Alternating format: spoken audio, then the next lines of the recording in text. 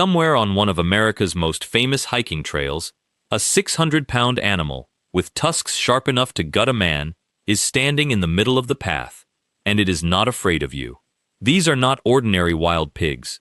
It is estimated that they are direct descendants of Russian wild boar, hunted to escape more than a century ago and never caught. It is estimated that over 13,200 of them have been trapped and killed in the Great Smoky Mountains alone since the 1940s. And still, they are winning. They tear through historic cemeteries. They carry diseases that threaten entire livestock industries. And every single one traces back to one hunting reserve, one mountain, and one night when the fences failed.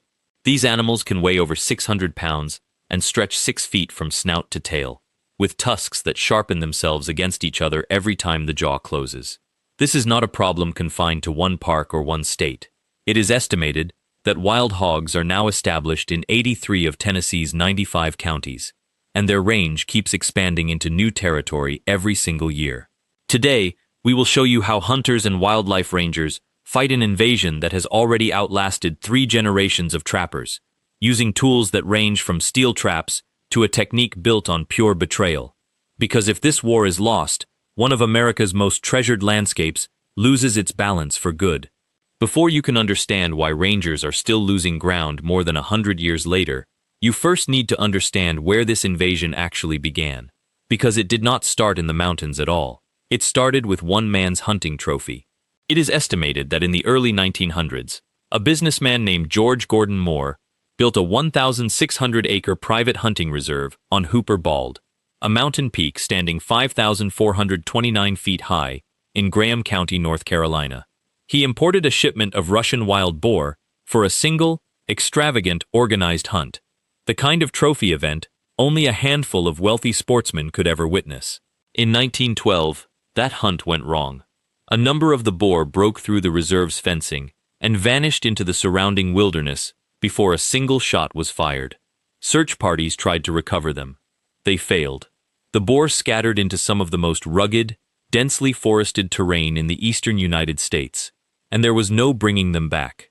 They bred with the feral domestic hogs already living wild in the hills, and within decades, their descendants had spread across the entire southern Appalachian range. What started as a few dozen animals on one mountain is now a population found across multiple states. These are not the same animal you would find on a farm. A mature boar from this bloodline can weigh over 600 pounds and stretch 6 feet from snout to tail. It is estimated that they can begin breeding at just 6 months old, and a single sow can produce 2 litters a year, each with 3 to 8 piglets. Do the math on that reproduction rate over a century of unchecked breeding, and the scale of today's population stops being a mystery. They root through the forest floor searching for grubs, tearing apart the delicate high-elevation meadows called balds that took centuries to form. What started on a single mountain in North Carolina has since crossed state lines entirely, with established populations now confirmed across both Tennessee and North Carolina and pushing into neighboring states. And it is not only the landscape at risk. It is estimated that these hogs carry pseudo-rabies, first detected in the Smokies in 2005, and the disease has spread steadily through the population ever since. Every single animal removed from the park is also tested for brucellosis as a precaution. Get too close to a cornered boar and the danger is immediate. Those tusks are sharpened against each other with every bite, built specifically to tear, and a mature boar can move faster over rough ground than most people expect. Here is what should worry anyone who loves these mountains. It is estimated that a single sounder can strip a section of forest floor bare in a matter of days, and their rooting has been documented destroying historic mountain cemeteries, some with headstones dating back to the 1800s, knocking over markers that had stood undisturbed for more than a century. This is a war being fought on sacred ground, not just farmland. A war where the casualties include pieces of American history that can never be replaced. Unlike the deer and black bears that most Smokies hikers expect to encounter, these hogs did not evolve alongside humans in North America, and they show none of the instinctive wariness native wildlife has learned over thousands of years. Backpackers have reported unexpected encounters high on mountain ridges above 5,500 feet, in stretches of trail once considered remote and free of large, aggressive wildlife. A sow protecting piglets will not retreat the way a native animal typically would. She will hold her ground, and in the thick understory of an Appalachian hollow, a hiker may not know an encounter is happening until the boar is only a few feet away. So why, after more than 100 years and thousands of animals removed, is this fight still not won? The answer lies in exactly how rangers have tried to fight it, and why every method has hit the same wall. In 1959, park officials first identified the scale of the problem after noticing severe root damage across the balds, the kind of damage that could quickly lead to erosion and destroy the thick azalea patches that define the landscape. They launched a hog control program that has never stopped since. Hired seasonal staff patrol the backcountry from December through June, the most effective window of the year, when food is scarcer and hogs are easier to locate, trapping and shooting hogs across some of the most rugged terrain in the eastern United States. It is estimated that the park's wildlife program spends over $100,000 a year just to fund this seasonal staffing effort, and that figure covers only the labor, not equipment, veterinary testing, or the ongoing tracking program layered on top of it. And still, the numbers swing wildly out of their control. In a year with a poor natural food crop, rangers removed only 143 hogs. The very next year, with a strong acorn crop feeding the population, that number jumped to 173. And biologists know that means far more are surviving and breeding somewhere out in the backcountry they cannot reach. The population does not respond to how hard rangers work. It responds to how many acorns fell that autumn, a variable no trapping budget can control. Trapping in this terrain looks nothing like a flat farm field. Corral traps have to be hauled in by hand, or packed in on mules along trails too narrow and steep for any vehicle, then baited with corn and left to sit for days at a time, while wildlife cameras monitor activity remotely. Even then, the same sounders that have survived generations of pressure have learned to avoid anything resembling a familiar shape in the woods. A lesson passed down, group to group, the same way humans pass down warnings about danger. Unlike open Texas rangeland, this terrain does not allow for easy aerial gunning or long-range shooting. Steep ridgelines, dense forest cover, and federally protected wilderness boundaries mean every single hog has to be tracked, trapped, or hunted on foot. A helicopter cannot follow a sounder into a hollow choked with rhododendron. A long-range rifle is useless when visibility drops to 20 feet in fog and thick timber. Every method that works on flat, open land simply does not translate to a mountain range this steep and this wild. Even the earliest research into this problem, dating back to the 1950s, required entire university teams studying trapping methods, food habits, and reproduction just to understand an animal that had already had decades to spread unchecked across some of the most difficult terrain in the country. So, quick one before we go on. If you want to keep watching stories like this, the real ones, where invasive species meet the people fighting to stop them, subscribe now so the next hunt lands right on your homepage. Anyway, the pattern here is different from anywhere else in the country. This is not a fight that can be solved with more firepower or a bigger budget. It is a fight that requires knowing exactly where the enemy moves next.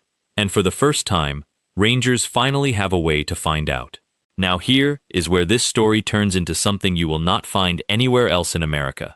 And if you think tracking an invasive species just means more traps and more bullets, the real method is going to surprise you. Wildlife biologists in the Smokies use a technique borrowed straight from betrayal itself.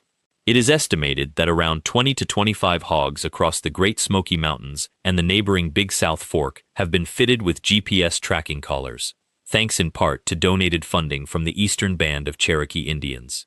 These are called Judas hogs. Once released, a Judas hog does exactly what wild hogs do naturally. It seeks out and rejoins a new sounder, driven by the same instinct that has kept this species alive for a century. Except now, biologists can watch exactly where it goes, in real time, mapped onto satellite imagery from a laptop back at base. The tracking data has already recorded more than 76,000 individual location points. Every time a Judas hog leads researchers to a fresh gathering point, rangers can move in and remove the entire group in one coordinated operation, instead of hunting blind through thousands of acres of wilderness, hoping to stumble onto a trail. Beyond simply finding hogs faster, this data has become critical for tracking the spread of disease itself. Every location point recorded from a Judas hog Also maps where pseudo-rabies-positive animals have been moving, giving biologists an early warning system for exactly which parts of the backcountry are becoming disease hotspots before an outbreak can spread further into the population or spill over into domestic livestock nearby. When a hog is captured, hair, tissue, and blood samples are taken on the spot before any decision is made. If it tests clean and carries no collar, it is euthanized.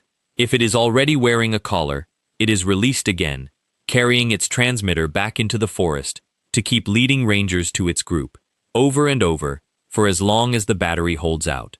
It is brutal, quiet, effective work, a strategy built entirely on exploiting the one thing these animals cannot help doing, seeking out their own kind. And it has changed the entire strategy of the fight, shifting rangers from blind searching to targeted removal.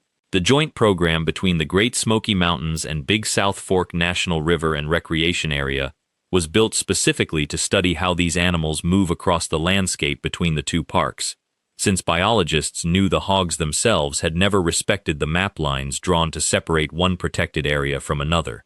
But even this has limits. Hog movement does not respect park boundaries, state lines, or jurisdiction maps. Collared animals have been tracked crossing out of protected land entirely, meaning the same hogs rangers spent months studying can vanish into neighboring counties overnight, completely outside their authority to act, undoing months of tracking data in a single night's walk. But here is the question that matters more than any other.